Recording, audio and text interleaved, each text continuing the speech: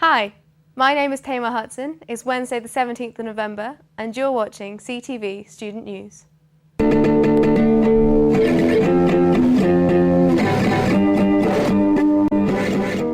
Think Week is upon us next week with a host of events to address the issues that students are exposed to at university and to offer people advice.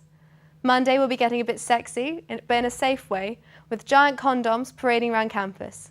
If that's not enough, then try your luck on the STI roulette wheel. Tuesday will be informing students about mental health issues. They'll give you some top stress-busting tips and offer free yoga lessons.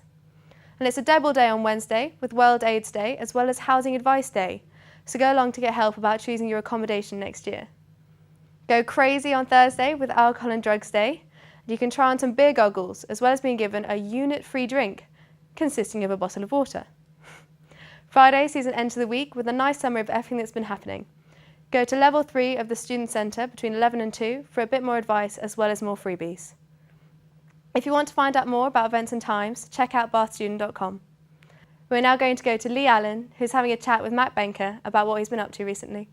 Thanks, Tamar. I'm Lee Allen and I'm back in here with Matt Benker, VP of Education for the Student Union. I've got some questions for Matt. How are you, Matt? Yeah, pretty good, thanks. As a cornerstone of your manifesto, you were talking about feedback for students from lectures and examinations. How have you got about getting this information? Feedback is a bit of an older issue. It's something, in fact, that was kind of starting off when I was a first year even. Last year there was kind of an agreement pushed through Senate, which is a kind of high body where various academic decisions are made, that every single department needs to have a policy on the feedback that they give to students. Over the summer those policies were kind of drawn up, and the stage where it's at now is I'm reviewing those policies, seeing if they actually fit the spirit of the decision and not just the letter of it, and making sure that there's nothing, that really jumps out and is a bit odd. At some stage then, when it will be kind of amalgamated, I'll be getting some more input on that from students, probably from the academic executive, and really just representing our views on it to the university and whoever is appropriate based on how it goes. Were you satisfied with the turnout of the vote for this year's academic rep system? It went up, you must be congratulated, to 1,982, but that is still out of some 14,000 students. How do you see this issue progressing in the next few years? Well, it is still 14,000 students, but it's an increase of 108%, and I don't think anyone's really expecting something like this to be solved within 1 year. While there's different things you can do every year, to some extent it's always a cultural thing, just getting that idea that it's important to vote and why it's important to vote for academic representatives in particular. It's much easier to reach first years in particular because of all of the inductions we do during Freshers Week, and hopefully some of the work done this year will kind of carry on next year and there'll be a continuing increase year on year in turnout. So it's Think Week next week, as mentioned by Tamar on the news. And so are you looking forward to anything on campus in particular? Well, there's quite a lot of exciting stuff, really. The activities in theory should be good as always. I remember there's giant condoms walking around, and I actually wore one of those last year, and they're quite fun to wear, really. Quite surprisingly warm, in fact. Fantastic. Matt Benker, thank you for joining me. Yeah. Cheers. Thank you, Lee. Becca is now going to enlighten us with the Impact Minute. Thanks.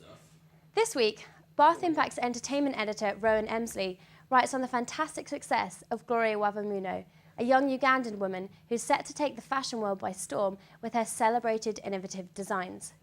The 25-year-old, who studied in London for 6 years, released her first major clothing line in spring 2009, which featured in the Arise African Fashion Week in Johannesburg of that year. Since then, she's gone on to achieve further success in her own country and abroad. The fashion line is inspired by a combination of traditional fabrics and patterns of Africa and a Western sense of styling, which appeals to all kinds of women, both African and Western alike. Her designs are said to celebrate the female body, complementing those with curves, something that many Western fashion houses have been criticised and neglecting. In fact, Gloria's work is so highly acclaimed that her creations have been chosen to feature in an African version of America's Next Top Model, Face of Africa. As Rowan highlights in his article, Uganda's cultural scene is often overlooked by outsiders who know the country more for its tragic political history, its poverty and its reputation in training child soldiers. Gloria hopes that her work and the work of other prominent fashion designers from her country can help show the world a different side to Uganda. All fashion capitals are there for one reason, she said, their creativity and imagination. Who says Uganda can't be one of them, or any other African country? To read more about Gloria's success, check out the international section of Impact this week. Back to you, Tamar. Thanks, Becca. Now, we've all heard about Banter, the university entrepreneurial group, who set up shop in town this week. Our resident sexy Frenchman, Thomas Rees, is going to give us an overview of how it went.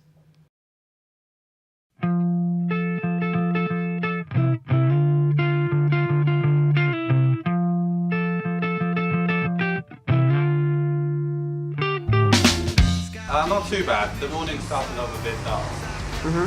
It started to rain a bit now, so we're getting less customers, but we sold most of our stuff here, so we're just baking some more.